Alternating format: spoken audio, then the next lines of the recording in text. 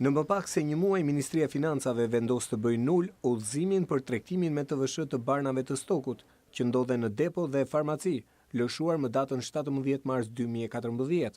Në këtë udhëzim, u kërkoi fillimisht farmacive dhe depove farmaceutike të vijonin shitjen me TVSH për barnat e importuara dhe të prodhuara në vend deri në datën 31 mars, ndërsa në datën 3 prill kjo ministri vendos t'i kërkoi farmacive të kundërtën, pikërisht heqjen e TVSH-s 10% nga çdo bar, pavarësisht pullës. Vendimi i dytë ka habitur akoma dhe më shumë farmacistët, të cilët janë njohur me të vetëm përmes medias. Unë nuk e kam sqarimin e Ministrisë së Financave, sepse ne nuk na është adresuar, mbase ka qenë sqarim për shtyp.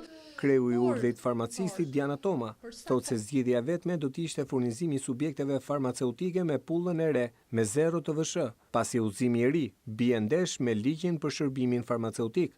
Prekja e çmimit të parashikuar në pullën e sigurisë ka sankcion sipas ligjit të barit. Zgjidhja do ishte Ministria e Financave në bashkëpunim me Qendrën Kombëtare të Kontrollit të Barnave të pajiste me pull, me çmim të ri të pasqyruar në të, furnizimin aktual nëpër farmaci apo nëpër depo, atë që quhet stok. Sa kaq tregu farmaceutik në vend prej disa ditësh është në një amulli të vërtet. Vetë farmacistët janë shprehur edhe më herët se nuk dinë si të veprojnë me pacientët, që nisur nga premtimi i qeverisë, presin barna më të lira. Informacionet janë kaotike.